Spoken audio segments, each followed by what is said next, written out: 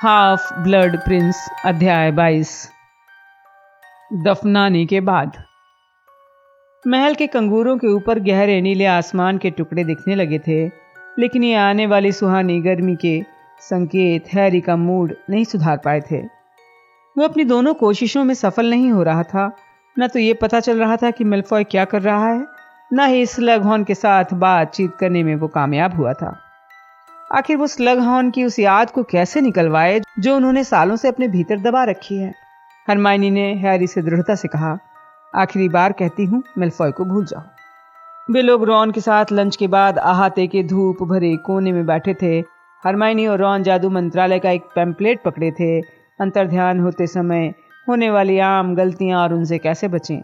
उनका टेस्ट उसी दोपहर को था। बहरहाल उन्हें पैम्पलेट से ज्यादा मानसिक राहत नहीं थी।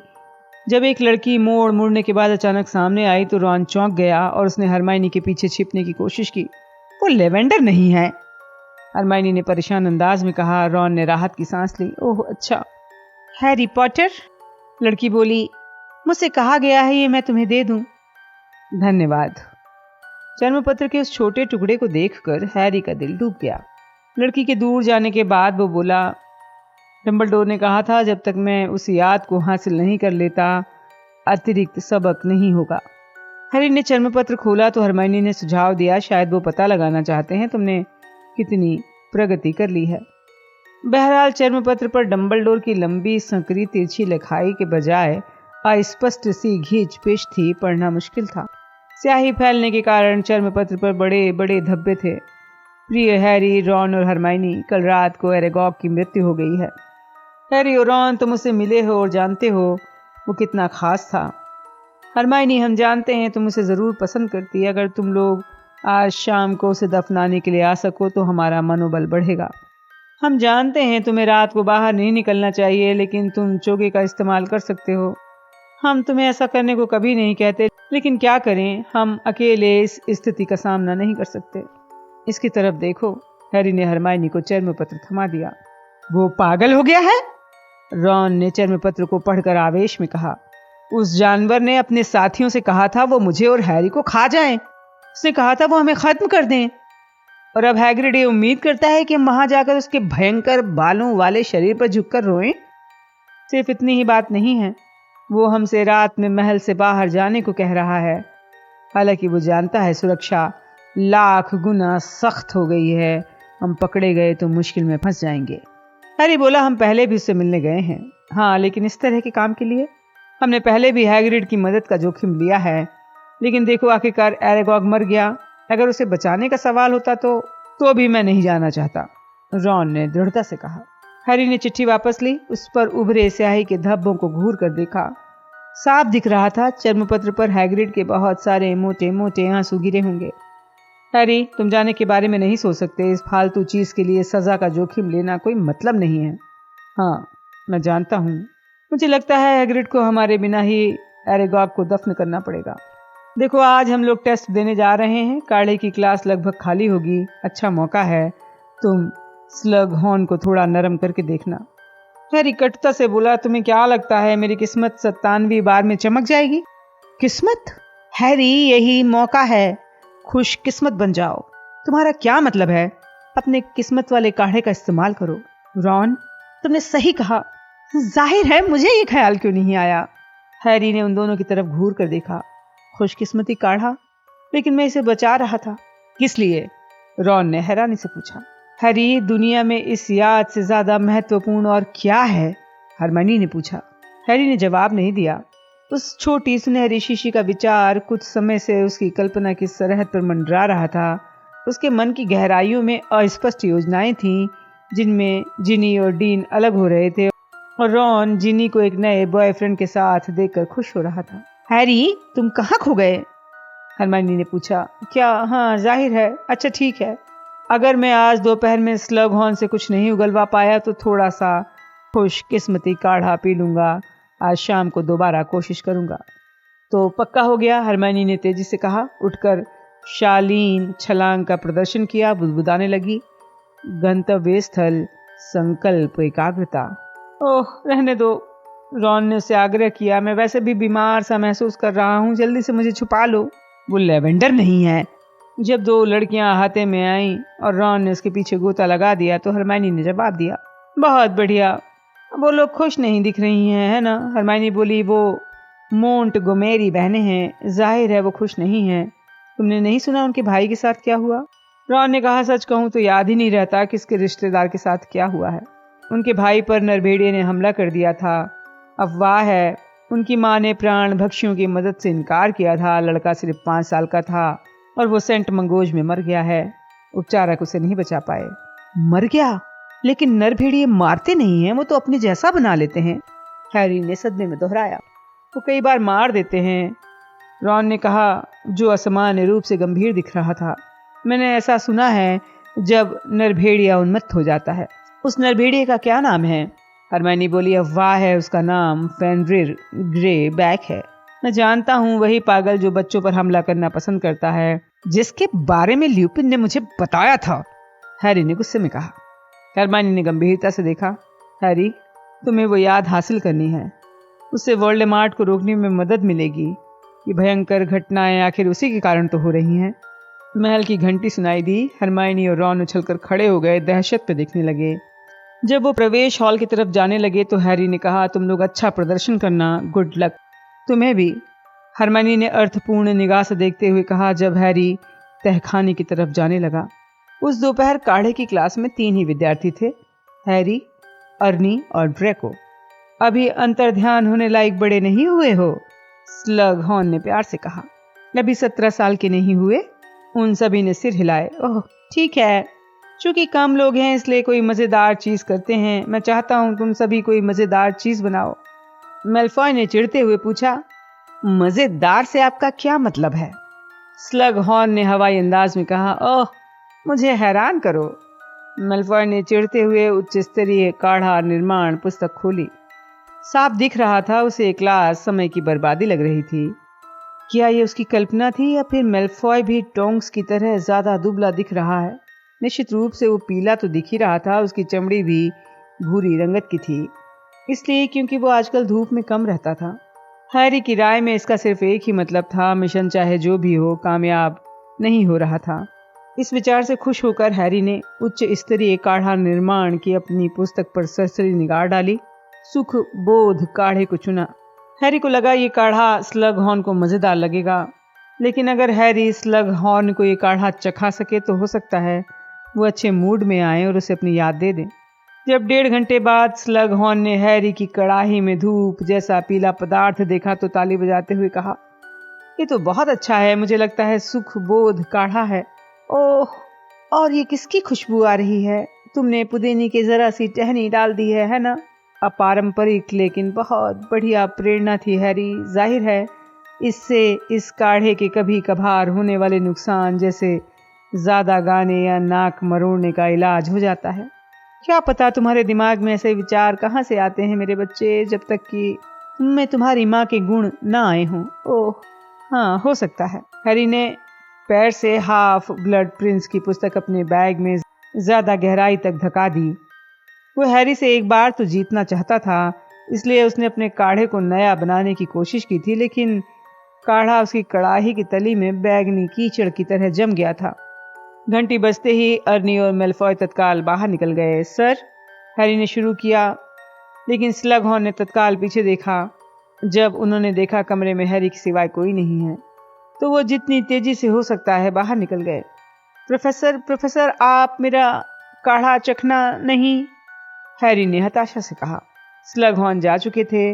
निराश हैरी ने कड़ाही खाली की, अपना सामान पैक किया, तहखाने के बाहर चल दिया। रॉन और हरमाइनी शाम को लौटे।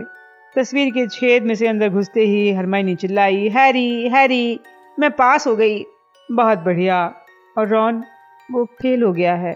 रॉन बहुत दुखी था, लड़खड़ाता हुआ कमरे में आया। ये सचमुच बदकिस्मती थी जरा सी। परीक्षक का ध्यान इस तरफ गया कि उसकी आधी भौं पीछे छूट गई है। स्लग हॉर्न के साथ कैसा रहा? कोई खुशी की बात नहीं हुई। बदकिस्मती रही दोस्त, लेकिन अगली बार तुम पास हो जाओगे, हम एक साथ टेस्ट दे सकते हैं। हाँ, मुझे भी ऐसा ही लगता है, रॉन ने चिढ़ते हुए कहा, लेकिन आधी भौं जैसे इससे फर्क पड़ता है। मैं जानती हूँ, ये तो सचमुच कठोरता थी, हरमाइनी ने तसल्ली देते हुए कहा। डिनर के वक्त अंतर्ध्यान के प्रशिक्षक को जमकर कोसा। इसका परिणाम ये हुआ कि जब वो दोबारा कॉमन रूम में जाने लगे तो रॉन खुश दिखने लगा। रॉन ने पूछा, तो हैरी, क्या अब तुम खुशकिस्मती काढ़े का इस्तेमाल करोगे? हाँ, मुझे लगता है मुझे काढ़े की ज़रूरत है। 12 घंटों की खुशकिस्मती की क्या ज़रूरत है? इस काम में पूरी रात थोड़ी ही लगेगी। मैं बस एक घूंट पी लूँगा, 2-3 घंटे में काम हो जाएगा। इसे पीने के बाद बहुत अच्छा लगता है, रॉन ने याद करते हुए कहा। ऐसा लगता है जैसे तुम कोई गलती कर ही नहीं रहे हो। तुम किस बारे में बात कर रहे हो? हरमाइनी ने हंसते हुए कहा। तुमने तो इसे कभी पिया ही नहीं। हाँ, लेकिन मुझे लगा था कि मैंने पिया है ना? रॉन ने कहा, जैसे वो किसी स्पष्ट चीज को समझा रहा हो। दोनों एक ही बात है। हैरी ने अपने संदूक में रखे मोजे के भीतर से चमकती हुई छोटी शीशी निकाली। पीता हूँ, हैरी ने कहा। शीशी को उठाकर उसमें से एक छोटा सा घूंट लिया। हरमाइनी ने फुसफुसाकर कहा, कैसा लग रहा है? हैरी ने कोई जवाब नहीं दिया, लेकिन धीरे धीरे निश्चित रूप से अनंत अवसर का खुशनुमा एहसास उसके पूरे शरीर में फैल गया। उसे महसूस हुआ वो कुछ भी कर सकता है। स्लग हॉर्न से याद हासिल करना अचानक संभव ही नहीं बल्कि आसान लग रहा था। आत्मविश्वास से ओत प्रोत होकर खड़ा हो गया, मुस्कुराने लगा। बहुत बढ़िया, सचमुच बहुत बढ़िया। ठीक है, मैं हैग्रिड के यहाँ जा रहा हूँ। क्या? रॉन और हरमाइनी ने दहशत में आते हुए एक साथ कहा। हरमाइनी बोली, नहीं हैरी, तुम्हें स्लग हॉर्न के यहाँ जाना है, याद है? नहीं, मैं हैग्रिड के यहाँ जा रहा हूँ। वहाँ जाने के बारे में मेरे मन में अच्छा महसूस हो रहा है। रॉन ने स्तब्ध दिखते हुए कहा, तुम्हें एक दैत्याकार मकड़ी को दफनाने के बारे में अच्छा महसूस हो रहा है? हाँ, मुझे लगता है आज रात मुझे वहीं रहना चाहिए। तुम जानते हो मेरा मतलब क्या है? नहीं, हम नहीं जानते, रॉन और हरमाइनी ने एक साथ कहा, जो दहशत में आ गए थे। ये सचमुच खुशकिस्मती काढ़ा ही है ना? तुम्हारे पास कहीं और तो कोई छोटी शीशी नहीं है जिसमें कोई और काढ़ा भरा हो? पागलपन का काढ़ा, रॉन ने सुझाव दिया, लेकिन हैरी तब तक अपने कंधों पर चोगा डाल चुका था। हैरी हंसा। रॉन और हरमाइनी पहले से भी ज्यादा दहशत में आ गए। मेरा यकीन करो, मैं जानता हूं मुझे क्या करना है। खुशकिस्मती काढ़ा जानता है। उसने अदृश्य चोगा अपने सिर के ऊपर लिया और सीढ़ी उतरने लगा। रॉन और हरमाइनी जल्दी से उसके साथ चल दिए। सीढ़ियों के नीचे हैरी खुले दरवाजे से फिसल गया। तुम उसके साथ ऊपर क्या कर रहे थे? लेवेंडर ब्राउन चीखी। वो हैरी के आर पार रॉन और हरमाइनी को देख रही थी। रॉन अकबका गया और अनाप शनाप बोलने लगा। बहरहाल हैरी तेजी से कमरे के पार चला गया। तस्वीर के छेद से बाहर निकलना आसान था, क्योंकि जब वो पास पहुंचा तभी जिनी और डीन उसमें से अंदर गए। हैरी उनके बीच से निकल गया। ऐसा करते समय वो जिनी से टकरा गया। मुझे धक्का मत दो डीन, तुम हमेशा ऐसा करते हो। मैं अपने आप अंदर जा सकती हूँ। तस्वीर हैरी के पीछे झूलकर बंद हो गई, लेकिन इससे पहले उसने डीन को गुस्से में जवाब देते सुना। उसकी सुखद अनुभूति बढ़ गई। वो महल में चलने लगा। उसे चुपके से चलने की जरूरत नहीं थी, क्योंकि रास्ते में कोई नहीं मिला था। उसे जरा भी पता नहीं था कि हैग्रिड के यहाँ जाने का विचार सही था या नहीं। ऐसा लग रहा था कि काढ़ा एक समय में रास्ते की कई सीढ़ियों को रोशन कर रहा था। हालांकि हैरी अंतिम मंजिल नहीं देख सकता था। वो नहीं जानता था कि स्लग हॉर्न इस तस्वीर में कैसे आएंगे, लेकिन वो जानता था वो उस याद को हासिल करने का सही तरीका आजमा रहा है। प्रवेश हॉल में पहुंचा तो उसने देखा फिल्च सामने वाले दरवाजे पर ताला लगाना भूल गया है। सबसे नीचे वाली सीढ़ी पर पहुंचकर उसे लगा हैग्रिड के यहाँ जाते समय सब्जी वाली क्यारी से जाना सुखद रहेगा। क्यारी सीधे सीधे उसके रास्ते में नहीं थी, लेकिन हैरी जानता था उसे इस सनक पर अमल करना चाहिए। इसलिए उसने अपने पैर तत्काल सब्जी की क्यारी की तरफ मोड़ दिए। जब उसने वहां प्रोफेसर स्लग हॉर्न को प्रोफेसर स्प्राउट से बातचीत करते देखा तो उसे हैरानी नहीं हुई। हैरी पत्थर की एक नीची दीवार के नीचे छुप गया, शांति महसूस कर रहा था, उनकी बातचीत सुन रहा था। समय निकालने के लिए धन्यवाद पोमोना, स्लग हॉर्न शिष्टता से कह रहे थे। अधिकांश विशेषज्ञों का कहना है अगर शाम के धुंधलके में उन्हें तोड़ा जाए तो वो प्रभावशाली होते हैं। ओह, ये सही है। इतना आपके लिए काफी होगा? प्रोफेसर स्प्राउट ने गर्मजोशी से कहा। बहुत है, बहुत है, स्लग हॉर्न ने कहा। हैरी ने देखा उन्होंने पत्ते वाले पौधे अपनी बाहों में भर रखे हैं। इससे मेरे 3rd ईयर के हर विद्यार्थी को कुछ पत्तियां मिल जाएंगी, कुछ बची रहेंगी, ताकि अगर कोई गलती से ज्यादा पका दे तो वो काम आ सके। अच्छा, तो गुड इवनिंग। प्रोफेसर स्प्राउट बढ़ते अंधेरे में अपने ग्रीन हाउस की दिशा में चल दी। स्लग हॉर्न उस तरफ चल दिए जहां हैरी खड़ा था। हैरी के मन में खुद को प्रकट करने की इच्छा हुई। उसने चोगा उतार दिया। Good evening professor. Oh Harry, तुमने तो मुझे चौंका ही दिया। तुम महल से बाहर कैसे निकले? हैरी ने खुशी से कहा, लगता है फिल्च दरवाजे पर ताला लगाना भूल गया है। उसे स्लग हॉर्न की थ्योरियों से भी खुशी हुई। मैं उसकी शिकायत करूंगा। मेरे ख्याल से वो सुरक्षा की बजाय कचरे की ज्यादा चिंता करता है। लेकिन तुम बाहर क्यों हो हैरी? सर हैग्रिड के कारण। हैरी ने कहा, जो जानता था सच्चाई बताना सही नीति है। वो बहुत दुखी है। लेकिन आप किसी को बताएंगे तो नहीं ना प्रोफेसर? मैं उसे मुश्किल में नहीं फंसाना चाहता।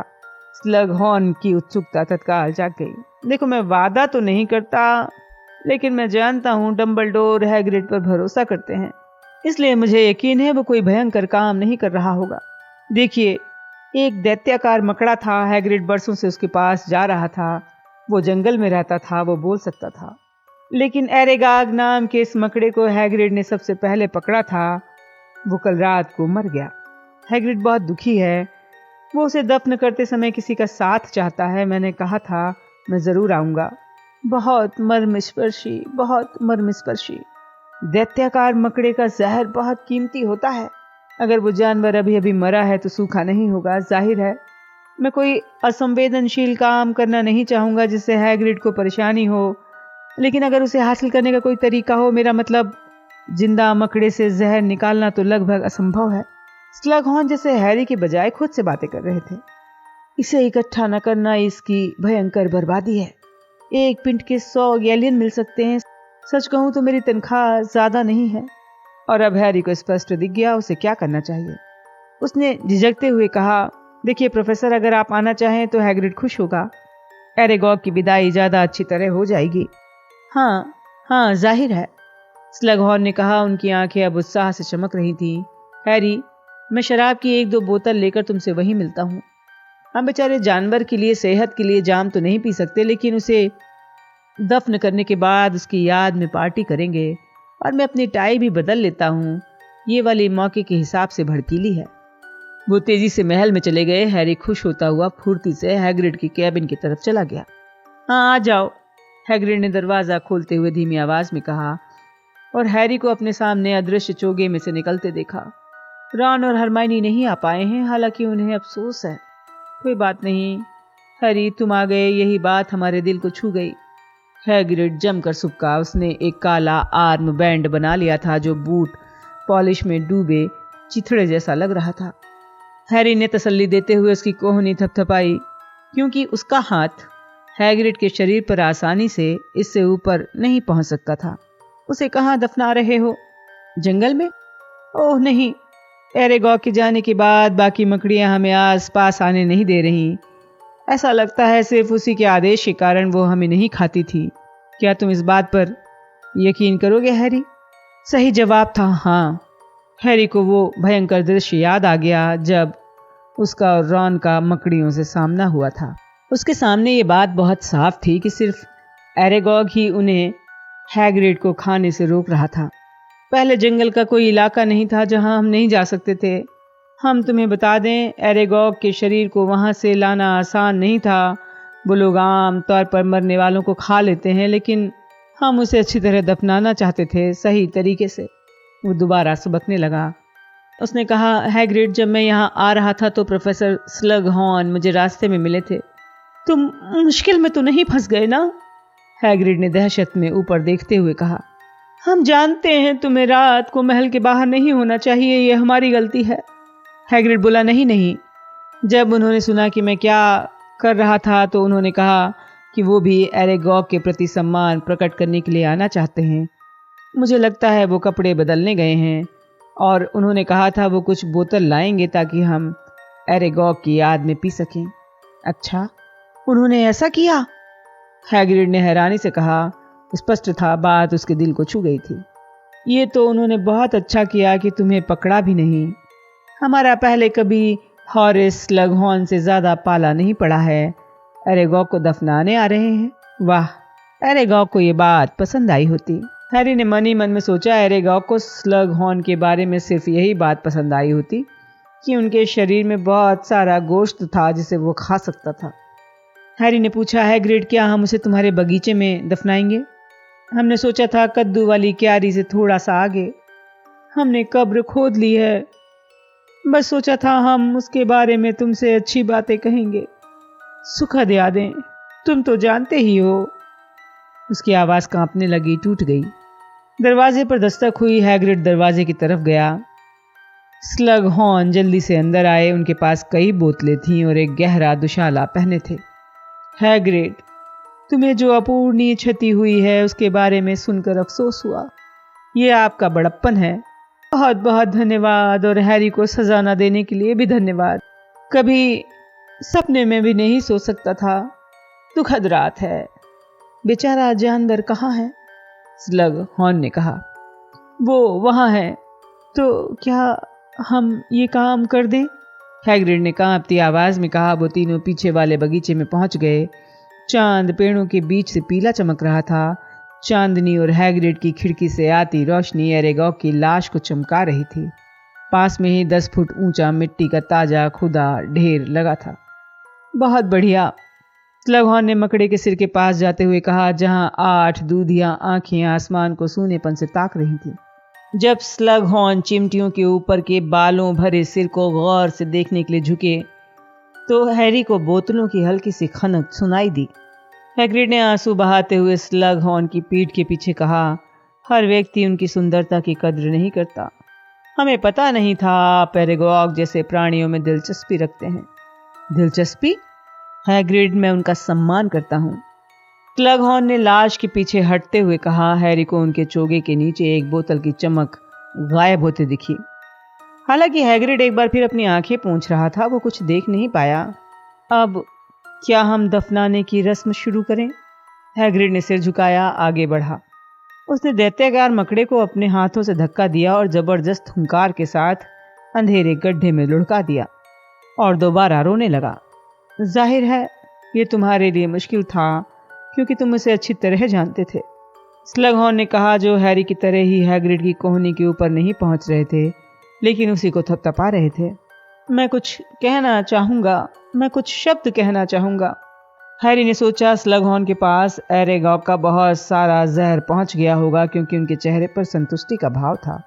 जब वो गड्ढे के किनारे पहुंचकर धीमी प्रभावशाली आवाज में बोले, अलविदा एरेगॉग, मकड़ों के शहंशाह, तुम्हारी जान पहचान वाले तुम्हारी लंबी और वफादार दोस्ती कभी नहीं भूल पाएंगे। तुम्हारे कई आंखों वाले वंशज हमेशा फलते फूलते रहें और तुम्हारे इंसानी दोस्तों को इस अपूर्णीय क्षति को सहने की शक्ति मिले। आपने बहुत सुंदर बात कही। हैग्रिड चीखा और मिट्टी के ढेर पर गिरकर पहले से ज्यादा तेजी से रोने लगा। अरे अरे अरे अरे! स्लगहॉर्न ने अपनी छड़ी हिलाई, जिससे मिट्टी का बड़ा ढेर उठा मरे हुए मकड़े के ऊपर धमाके से गिरा। गड्ढा भर गया और साफ टीला बन गया। चलो हम अंदर चलते हैं, उसके सम्मान में पी लेते हैं। हैरी, उसकी दूसरी तरफ रहो। हाँ, ऐसे। चलो उठो हैग्रिड। बहुत बढ़िया, बहुत बढ़िया। उन्होंने हैग्रिड को टेबल के पास एक कुर्सी पर बिठा दिया। दफनाने के दौरान फैंग अपनी बास्केट में छिपा था। अब वो हल्के से उनकी तरफ आया और हमेशा की तरह अपना भारी सिर हैरी की गोद में रख दिया। स्लगहॉर्न ने शराब की बोतल खोल ली। मैंने इसमें सभी जहर की जांच कर ली है, उन्होंने हैरी को आश्वस्त करते हुए कहा। उन्होंने पहली बोतल का ज्यादातर हिस्सा हैग्रिड के बाल्टी के आकार के मग में डालकर उसे दे दिया। तुम्हारे दोस्त के साथ जो हुआ था, उसके बाद मैं एक घरेलू जिन्न को हर बोतल में से चखा कर देखता हूँ। एक हैरी के लिए, स्लगहॉर्न ने दूसरी बोतल के 2 मगों में डालते हुए कहा, और एक मेरे लिए। अच्छा, उन्होंने अपने मग को ऊंचा उठाते हुए कहा, एरेगॉग के नाम। एरेगॉग, हैरी और हैग्रिड ने एक साथ कहा। स्लगहॉर्न और हैग्रिड ने जमकर पी। बहरहाल हैरी का रास्ता खुशकिस्मती काढ़े ने रोशन कर रखा था। वो जानता था उसे नहीं पीना है। उसने घूंट भरने का नाटक किया। हैग्रिड ने उदासी से कहा, जानते हैं, हमने उसे अंडे से पैदा किया था। जब वो बाहर आया था तो इतना सा था, पिल्ले जितना बड़ा था। अच्छा, स्लगहॉर्न ने कहा, हम उसे स्कूल की एक अलमारी में रखते थे जब तक कि ओह! हैग्रिड का चेहरा काला पड़ गया। हैरी इसका कारण जानता था। टॉम रिडल ने हैग्रिड को चालाकी से स्कूल से बाहर निकलवा दिया था। उसने हैग्रिड पर रहस्यमय तहखाना खोलने का दोष मढ़ दिया था। बहरहाल ऐसा लग रहा था जैसे स्लगहॉर्न सुन ही नहीं रहे थे। वो छत की तरफ देख रहे थे जहां बहुत से पीतल के बर्तन लटके थे और चमकदार सफेद बालों वाली एक लंबी रेशमी रस्सी थी। हैग्रिड, कहीं ये यूनिकॉर्न के बाल तो नहीं? ओह हाँ, ये उनकी पूंछ से निकल जाते हैं, आप जानते हैं, जंगल की शाखाओं में लटके रहते हैं। लेकिन हैग्रिड, तुम जानते हो ये कितने कीमती होते हैं? जब कोई जानवर घायल हो जाता है तो मैं इनका इस्तेमाल पट्टी बांधने में करता हूँ। ये बहुत उपयोगी होते हैं, बहुत मजबूत। स्लगहॉर्न ने अपने मग से एक लंबा घूंट लिया और सावधानी से कैबिन में चारों तरफ नजरें दौड़ाईं। हैरी जानता था वो कीमती चीजों की तलाश कर रहे हैं जिससे वो गैलियन कमा सकें। उन्होंने अपना और हैग्रिड का मग दोबारा भरने के बाद उससे पूछा, जंगल में इन दिनों कौन से प्राणी हैं और हैग्रिड उनकी कितनी अच्छी तरह देखभाल करता है। हैग्रिड शराब और स्लगहॉर्न की चापलूसी भरी दिलचस्पी से भूल गया था। अब उसने आंखें पोंछना बंद कर दी थी। काष्ठ जीवों के पालन पोषण के बारे में विस्तार से बता रहा था। इस मोड़ पर खुशकिस्मती काढ़े ने हैरी को एक हल्का सा झटका दिया। उसने देखा स्लगहॉर्न जो बोतलें लाए थे वो खत्म हो रही थी। हैरी ने अब तक बिना जोर से बोले पुनः भराव सम्मोहन नहीं किया था, लेकिन हैरी ने मन में सोचा आज रात को सब कुछ संभव है। हैग्रिड और स्लगहॉर्न की नज़र से बचाकर हैरी ने अपनी छड़ी टेबल के नीचे रखकर खाली बोतलों की तरफ की, जिससे वो तत्काल दोबारा भर गई। एक आध घंटे बाद हैग्रिड और स्लगहॉर्न अजीब से लोगों और चीज़ों के नाम पर जाम पी रहे थे। हॉगवर्ट्स के नाम पर, डंबलडोर के नाम पर, घरेलू जिन्न की बनाई शराब के नाम पर और हैरी पॉटर के नाम पर। हैग्रिड चीखा जब उसने अपनी 14वीं बाल्टी की शराब खाली करते हुए अपनी ठुड्डी पर छलका ली। हाँ, सचमुच पेरी ऑटर, चुनिंदा जादूगर, जिसमें देखो कोई खास बात है, स्लगहॉर्न ने थोड़ी भारी आवाज में कहा। उन्होंने बुदबुदाते हुए मग खाली कर दिया।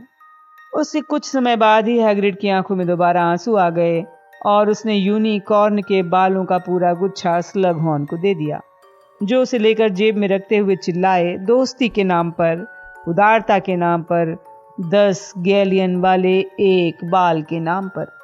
इसके बाद वो दोनों एक दुख भरा गीत गाते रहे। ओह, अच्छे लोग जल्दी मर जाते हैं। हैग्रिड बुदबुदाया, टेबल पर झुक गया। उसकी आंखें भेंगी हो गईं, लेकिन स्लगहॉर्न आगे भी गाते रहे। हमारे डैडी भी जाने की उम्र नहीं थी, ना ही तुम्हारे मम्मी डैडी की थी हैरी। हैग्रिड की आंखों के कोनों से दोबारा मोटे मोटे आंसू गिरने लगे।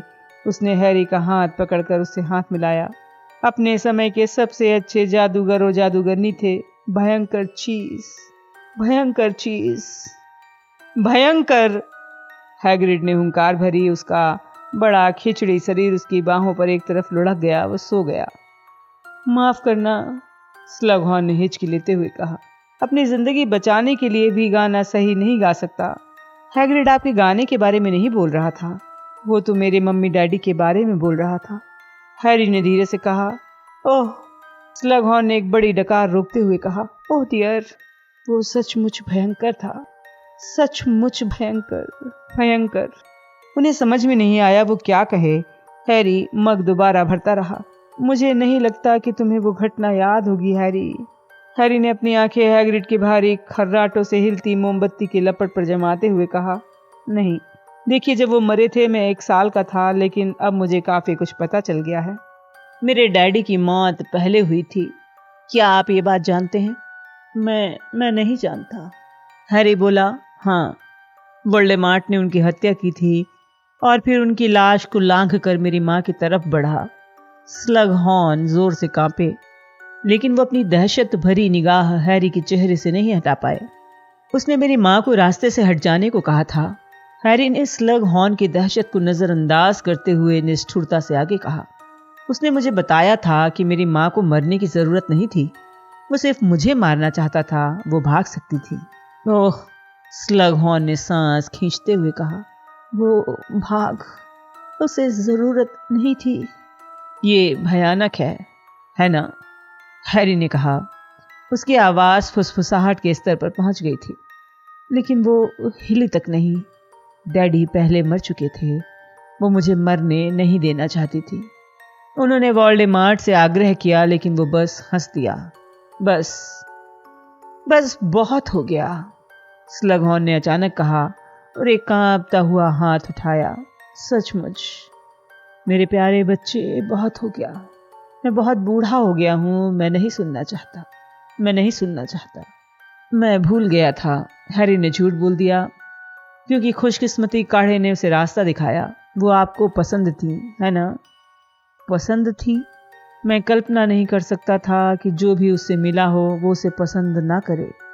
बहुत बहादुर, बहुत मज़ेदार, ये सबसे भयंकर चीज़ थी। लेकिन आप उनके बेटे की मदद नहीं करेंगे। उन्होंने मेरी खातिर अपनी जान दे दी, लेकिन आप एक याद भी नहीं देंगे। हैरी ने स्लगहॉर्न की आंसू भरी आंखों में देखा। वो दूसरी तरफ नहीं देख पाया। ऐसा मत कहो, इसका तो सवाल ही नहीं उठता। अगर वो याद तुम्हारी मदद कर पाती, लेकिन उससे कोई फायदा नहीं हो सकता। वो याद फायदा कर सकती है। डंबलडोर को जानकारी की जरूरत है, मुझे जानकारी की जरूरत है, हैरी ने स्पष्टता से कहा। वो जानता था वो सुरक्षित है। खुशकिस्मती काढ़ा उसे बता रहा था, स्लगहॉर्न को सुबह तक कुछ याद नहीं रहेगा। स्लगहॉर्न की आंखों में देखते हुए हैरी थोड़ा आगे झुका। मैं चुनिंदा जादूगर हूं, मुझे उसे मारना है, मुझे उस याद की जरूरत है। स्लगहॉर्न का चेहरा पीला हो गया। उनका माथा पसीने से चमकने लगा। तुम चुनिंदा जादूगर हो? जाहिर है मैं हूं, लेकिन मेरे प्यारे बच्चे, तुम बहुत बड़ी चीज मांग रहे हो। दरअसल तुम मुझसे मांग रहे हो कि मैं उस जादूगर को नष्ट करने में तुम्हारी मदद करूं। आप उस जादूगर को नष्ट नहीं करना चाहते जिसने लिली इवांस की हत्या की है। हैरी, हैरी, जाहिर है मैं चाहता हूं, लेकिन आप बुरी तरह डरे हुए हैं कि उसे पता चल जाएगा कि आपने मेरी मदद की। स्लगहॉर्न ने कुछ नहीं कहा। वो आतंकित लग रहे थे। प्रोफेसर, मेरी माँ की तरह बहादुर बनिए। स्लगहॉर्न ने अपना मोटा हाथ उठाया, कांपती उंगलियों को मुंह पर रख लिया। पल भर के लिए वो किसी बड़े बच्चे की तरह दिखने लगे। मुझे गर्व नहीं है, मुझे उस बात पर शर्म आती है जो उस याद में है। मुझे लगता है उस दिन मैंने बहुत गलत काम कर दिया था। आप मुझे वो याद देकर उसका हिसाब बराबर कर सकते हैं। ये बहुत साहसिक और महान काम होगा। स्लगहॉर्न और हैरी हिलती हुई मोमबत्ती के ऊपर से एक दूसरे को घूरते रहे। एक बहुत लंबी खामोशी छा गई। लेकिन खुशकिस्मती काढ़े ने हैरी को बताया वो इसे तोड़ने की बजाय इंतजार करे। फिर बहुत धीरे धीरे स्लगहॉर्न ने अपनी जेब में हाथ डालकर छड़ी बाहर निकाली। उन्होंने अपना दूसरा हाथ चोगे में डाला, एक छोटी खाली शीशी निकाली। अभी हैरी की आंखों में देखते हुए स्लगहॉर्न ने अपनी छड़ी की नोक माथे से लगाई और उसे खींच लिया, जिससे याद का एक लंबा चांदी जैसा धागा नोक से चिपक कर निकल आया। वो याद लंबी और लंबी खिंचती रही जब तक कि टूट नहीं गई और छड़ी से झूलने नहीं लगी। स्लगहॉर्न ने इसे शीशी में भर दिया। ये कुंडलियां बनाने लगी, फिर फैलकर गैस की तरह घुमड़ने लगी। उन्होंने कांपते हाथ से शीशी का ढक्कन लगाया। शीशी हैरी को दे दी। बहुत बहुत धन्यवाद प्रोफेसर, तुम बहुत अच्छे लड़के हो और तुम्हारी आंखें उसके जैसी हैं। इसे देखने के बाद मेरे बारे में ज़्यादा गलत मत सोचने लगना, प्रोफेसर स्लगहॉर्न ने कहा, और आंसू उनके मोटे गालों पर बहते हुए उनकी मूंछ में जा रहे थे। इतना कहने के बाद उन्होंने अपना सिर अपनी बाहों पर टिकाया और एक गहरी आह भरी सो गए।